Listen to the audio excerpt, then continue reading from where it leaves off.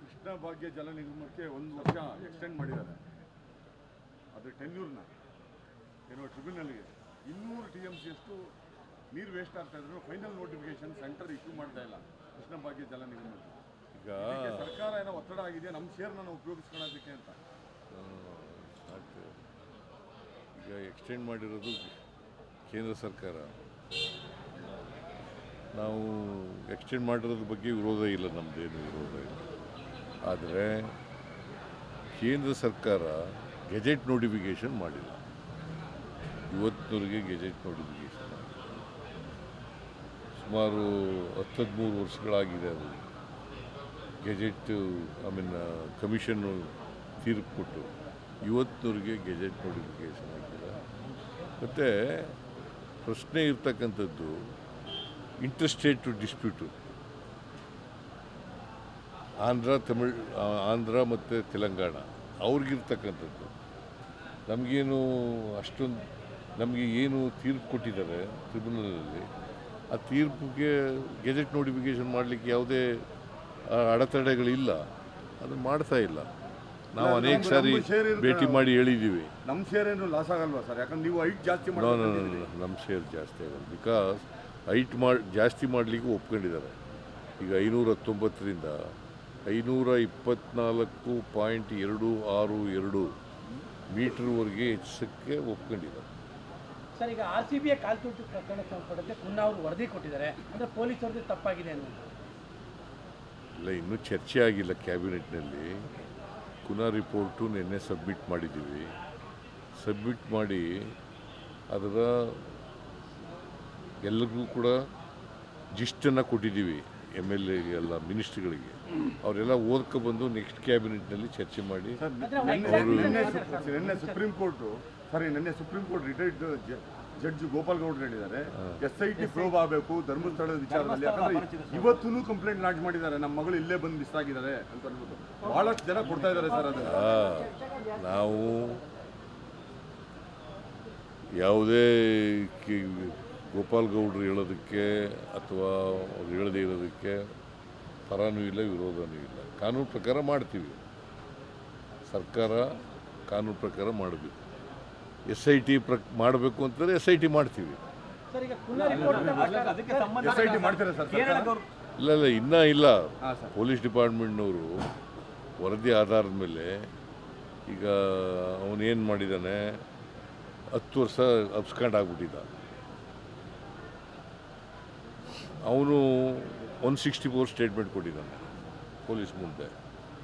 ಆ 164 ಸ್ಟೇಟ್ಮೆಂಟ್ನಲ್ಲಿ ಅವನು ಏನು ಹೇಳಬೇಕು ಎಲ್ಲ ಹೇಳಿದ್ದಾನೆ. ನಾನೇ ಊತಾಕಿದ್ದೀನಿ ಅಂತ ಹೇಳಿದ್ದಾನೆ. ಆ ಎಣೆಗಳನ್ನು ತೋರಿಸ್ತೀನಿ, ಬೇಕಾದ್ರೆ ಊತಾಕಿರೋ ಜಾಗಕ್ಕೆ ಕರ್ಕೊಂಡು ಹೋದರೆ ಮಾಡ್ತೀನಿ ಅಂತ. ಪೊಲೀಸ್ನವರು ಏನು ಹೇಳ್ತಾರೆ ನೋಡೋಣ. ಇವತ್ತು ನಾಳೆ ಒಳಗಡೆ ಸರ್ಕಾರದ ಮೇಲೆ ಯಾವುದೇ ಒತ್ತಡ ಇಲ್ಲ. ಒತ್ತಡ ಹಾಕಿದ್ರೂ ನಾವು ಯಾರ ಮಾತು ಕೇಳಲ್ಲ, ಕಾನೂನು ರೀತಿಯೇ ಮಾಡ್ತೀವಿ. ಸರ್, ಈಗ ಕುಲ್ಲಾ ಅವರ ರಿಪೋರ್ಟ್ನಲ್ಲಿ ಯಾರು ತಪ್ಪಿದೆ ಅಂತ ಹೇಳಿದ್ದಾರೆ ಸರ್? RCBI ಅವರ ವಿಚಾರದಲ್ಲಿ ಕಾಲ್ತುರ್ತು ಪ್ರಕರಣದಲ್ಲಿ ಏನು ತಪ್ಪಾಗಿದೆ ಅಂತ ಹೇಳಿದ್ದಾರೆ? ಯಾರು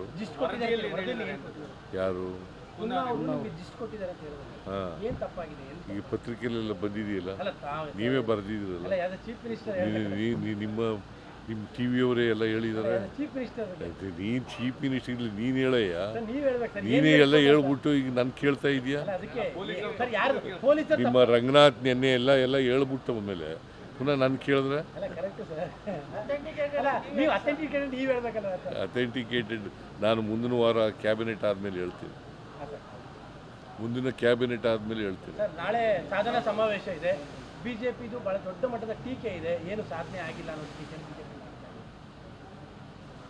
ಈಗ ಎಷ್ಟು ಕೋಟಿ? 2558 ಕೋಟಿ ಸುಮ್ಮನೆ ಮಾಡ್ತೀವ?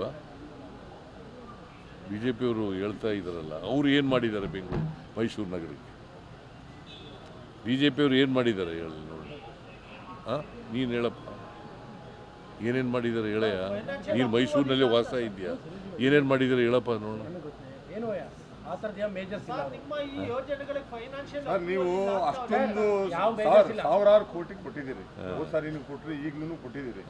ಆದರೆ ಎಲ್ಲೋ ಒಂದು ಕಡೆ ಅರ್ಬನ್ ವೋಟರ್ಸು ನಿಮ್ಮ ಪಾರ್ಟಿನ ಕೈನೇ ಹಿಡಿತಾ ಇಲ್ವಲ್ಲ ಸರ್? ಯಾಕೆ ಯಾವುದೇ ಚುನಾವಣೆ ಈಗ ಅರ್ಬನ್ ವೋಟರ್ಸು ಕೈ ಹಿಡಿತಾ ಇಲ್ಲ ಅಂತ ಆ ಥರ ಸಾರಾಸಗಟಾಗಿ ಏನಿಲ್ಲ. ನಮಗೆ ಎಲ್ಲ ಹಿಡ್ದೇನೆ ನಾವು ಅಧಿಕಾರ. ಈಗ ಮೈಸೂರು ನಗರದಲ್ಲಿ 2 ಗೆದ್ದಿದ್ದೀವಿ ನಾವು, ಎನ್ನಾರು ಮತ್ತು ಚಾಮರಾಜ 2 ಗೆದ್ದಿದ್ದೀವಿ. ಹಾಗಾದ್ರೆ ಮೈಸೂರು ನಗರದ ಜನ ಎಲ್ಲ ನಮ್ಮ ಕೈ ಬಿಟ್ಬಿಟ್ಟಿದ್ದಾರೆ ಅಂತಲ್ಲ. ಮೈಸೂರು ನಗರದಲ್ಲ ಸರ್, ನಾನು ಅರ್ಬನ್ ವೋಟರ್ಸ್ ಅಂತ ಹೇಳ್ತಾ ಇದ್ದೀನಿ. ಅರ್ಬನ್ ವೋಟರ್ಸೇ ಆಗಲಿಯಪ್ಪ, ನಗರ ಪ್ರದೇಶದ ವೋಟರ್ಸು ಕೂಡ ನಮಗೆ ಅನೇಕ ಕಡೆಗಳಲ್ಲಿ ಈಗ ನಾವು ಇದರಲ್ಲಿ ಬೆಂಗಳೂರು ನಗರದಲ್ಲಿ ಎಷ್ಟು ಗೆದ್ದಿದ್ದೀವಿ? ಬೈ ಎಲೆಕ್ಷನಲ್ಲಿ 3 ಗೆದ್ದಿದ್ದೀವಿ. ಬೆಂಗಳೂರು ನಗರದಲ್ಲಿ ಎಷ್ಟು ಗೆದ್ದಿದ್ದೀವಿ? 28ಕ್ಕೆ 16 ಗೆದ್ದಿದ್ದೀವಿ. ಇದು ಸಿಎಂ ಅವ್ರದ್ದು ಶಕ್ತಿ ಪ್ರದರ್ಶನ, ಸೀಟ್ನ ಬಿಗಿ ಮಾಡ್ಕೊಳಕ್ಕೆ ಅಂತ. ಯಾರ ಶಕ್ತಿ ಪ್ರದರ್ಶನವೂ ಅಲ್ಲ. ಪಾರ್ಟಿ ಮಾಡಿರ್ತಕ್ಕಂಥ ಕೆಲಸಗಳನ್ನು ಜನರ ಮುಂದೆ ಇಡ್ತಕ್ಕಂಥ ಪ್ರಯತ್ನ, ಇದು ಜನರಿಗೆ ತಿಳಿಸ್ತಕ್ಕಂಥ ಪ್ರಯತ್ನ. ಯಾಕಂತಂದರೆ ಸುಳ್ಳು ಅಪಪ್ರಚಾರ ಮಾಡ್ತಾ ಇದ್ದಾರೆ ಬಿ ಜೆ ಪಿಯವರು. ಏನೂ ಮಾಡ್ತಾ ಇಲ್ಲ ಸರ್ಕಾರ. ಗ್ಯಾರಂಟಿ ಯೋಜನೆಗಳಿಗೆ ದುಡ್ಡಿಲ್ಲ, ಸರ್ಕಾರದಲ್ಲಿ ದುಡ್ಡಿಲ್ಲ ಅಂತ ಹೇಳ್ತಾ ಇದ್ದಾರೆ. ದುಡ್ಡಿಲ್ಲದೆ ಹೋಗಿದ್ರೆ 2600 ಕೋಟಿ ಮಾಡೋಕ್ಕಾಗತ್ತಾ? ಬರೀ ಒಂದು ಸಿಟಿಗೆ ರೂರಲ್ ಸೇರಿ ಒಟ್ಟು 5000 ಕೋಟಿ. ಆದ್ರೆ ಸೆಪ್ಟೆಂಬರ್ ಕ್ರಾಂತಿ ಬಗ್ಗೆ ಏನೋ ಕ್ಯೂರಿಯಾಸಿಟಿ ಸರ್. ಸೆಪ್ಟೆಂಬರ್ ಕ್ರಾಂತಿ ಬಗ್ಗೆ ಕ್ಯೂರಿಯಾಸಿಟಿ ಜನರಿಗೆ. ಯಾವುದು ಸೆಪ್ಟೆಂಬರ್ ಅಲ್ಲಿ ಕ್ರಾಂತಿ ಆಗುತ್ತೆ ಅವ್ರನ್ನೇ ಯಾರು ಹೇಳಿದ್ದಾರೆ ಅವ್ರಿಗೆ ಕೇಳಬೇಕು. ಪಾರ್ಟಿಯವರು ಹೇಳಿರೋದು ನಮ್ಮ ಪಾರ್ಟಿಯವರು ಆಗಲಿದ್ರು ಕೂಡ ನನಗೆ ಹೇಳಿಲ್ವಲ್ಲ ಏನು ಕ್ರಾಂತಿ ಅಂತ. ಅಲ್ಲ, ಅದೇ ಕ್ಯೂರಿಯಾಸಿಟಿ ಸರ್ ಜನರಿಗೆ. ನೀನು ಕೇಳೋ ಅವ್ರಿಗೆ. ಸರ್ ಬೆಂಗಳೂರಲ್ಲಿ 40 ಶಾಲೆಗಳಿಗೆ ಬಾಂಬ್ ಬೆದರಿಕೆಯನ್ನು ಹಾಕಿದ್ದಾರೆ. ಇಂಥ ಪ್ರಕರಣಗಳು ಜಾಸ್ತಿ ಅದಕ್ಕೆ ಗೊತ್ತಾಯಿತು ನನಗೆ ಬೆಳಿಗ್ಗೆ 40 ಅದು ಹುಸಿ ಬಾಂಬೆ ಏನೋ ಅಂತ ನೋಡಿ ಅಂತ ಹೇಳಿದ್ದೀನಿ ಪೊಲೀಸ್ನವರು. ಇಂಥ ಪ್ರಕರಣಗಳು ಜಾಸ್ತಿ ಆಗ್ತಾ ಇದೆ ಸರ್. ಇಮೇಲ್ ಕಳಿಸೋದು, ಫೋನ್ ಮಾಡೋದು ಅಂತ ಆ ಥರ ಅದಕ್ಕೆ ಕಾನೂನು ತರ್ತಾ ಇದ್ದೀವಿ. ಈ ಸುಳ್ಳು ಮಾಹಿತಿಗಳು ಕೊಡ್ತಾರಲ್ಲ, ಸುಳ್ಳು ಹೇಳೋದು, ಆಮೇಲೆ ಪ್ರಚೋದನೆ ಮಾಡೋದು, ಇಂಥವಕ್ಕೆಲ್ಲ ಕಾನೂನು ತರ್ತಾ ಇದ್ದೀವಿ. ಧರ್ಮಸ್ಥಳದ ಪ್ರಕರಣದಲ್ಲಿ ದೂರುದಾರನ ಬಂಧಿಸಬೇಕಾಯಿತು, ಮತ್ತೆ ಅವನು ಹೇಳಿದ ತಕ್ಷಣ ಕ್ರಮ ಜರುಗಿಸಬೇಕಾದ್ರೆ ಅದು ಯಾವ್ದು ಪೊಲೀಸ್ನವ್ರು ಮಾಡ್ತಾ ಇಲ್ಲ ಅಂತೇಳಿ ಗೋಪಾಲ್ ಗೌಡ್ರು ಹೇಳಿದ್ದಾರೆ ಸರ್. ಏನಂತ ದೂರುದಾರನ ಕಂಪ್ಲೇಂಟ್ ಆಧಾರದ ಮೇಲೆ ಇಷ್ಟೊತ್ತಿಗೆ ಯಾರನ್ನಾದ್ರೂ ಅರೆಸ್ಟ್ ಮಾಡಬೇಕಾಗಿತ್ತು, ಏನು ಆಕ್ಷನ್ ತಗೊಂಡಿಲ್ಲ. ಕಾನೂನು ರೀತಿ ಮಾಡಬೇಕಲ್ರಿ. ಕಾನೂನು ಬಿಟ್ಟು ಮಾಡೋಕ್ಕಾಗತ್ತಾ? ಎತ್ತೀತು ಅಂದ್ರೆ ಕೊಟ್ಟೆ ಕಟ್ಟು ಅಂತಾರದ. ನಮ್ಮಲ್ಲಿ ಎತ್ತಿ ಇಯಲ್ಲ, ಕರು ಹಾಕಲ್ಲ. ಅದು ಕರು ಎತ್ತೀತು ಅಂತ ಎತ್ತೀತು ಕೊಟ್ಟೆ ಕಟ್ಟಿ ಅಂತಂದ್ರೆ ಕಟ್ಬಿಡೋದ? ಮಾಡ್ತೀವಿ, ಕಾನೂನು ರೀತಿ ಮಾಡ್ತೀವಿ. ಬಿಜೆಪಿ ಜಾಸ್ತಿ ಆಗ್ತದೆ. ಖರ್ಗೆ ಅವರ ವಿಚಾರದಲ್ಲಿ ಪ್ರಧಾನಮಂತ್ರಿ ಹೆಸರನ್ನು ಸೂಚಿಸಿ ಏನು ಅವ್ರು ಖರ್ಗೆ ಅವರು ಏನಾಗಿದ್ದಾರೆ? AICC ಪ್ರೆಸಿಡೆಂಟ್ ಆಗಿದ್ದಾರೆ. ಇವರು ಇದನ್ನು ಹೇಳ್ತಾ ಇರೋರು ಯಾರು? ಬಿಜೆಪಿಯವರು. ಬಿಜೆಪಿ ಅಲ್ಲ, ವಿಜೇಂದ್ರ. ಅವ್ರು ಬಿಟ್ಕೊಟ್ಬಿಡ್ಲಿ ಕಾಸ್ಟಿಗೆ ಅಧ್ಯಕ್ಷಗಿರಿನ. ರಾಷ್ಟ್ರಪತಿ ಮಾಡಿದ್ವಿ. ಈಗ ಪ್ರಧಾನಮಂತ್ರಿ ಇದಾರಲ್ಲಪ್ಪ, ಅದನ್ನು ಶೆಡ್ಯೂಲ್ ಕಾಸ್ಟ್ ಕೊಡಲಿ. ನೀವು ಘೋಷಣೆ ಮಾಡಕ್ಕೆ ನಮ್ಮಲ್ಲಿ ಎಲ್ಲರೂ ಆಗಿದ್ದಾರೆ. ಸುಪ್ರೀಂ ನಮ್ಮ AICC ಕಾಂಗ್ರೆಸ್ ಮಾತ್ರ ಸಂವಿಧಾನಬದ್ಧವಾಗಿ ಸಾಮಾಜಿಕ ನ್ಯಾಯಕ್ಕೆ ಬದ್ಧವಾಗಿರ್ತಕ್ಕಂಥದ್ದು.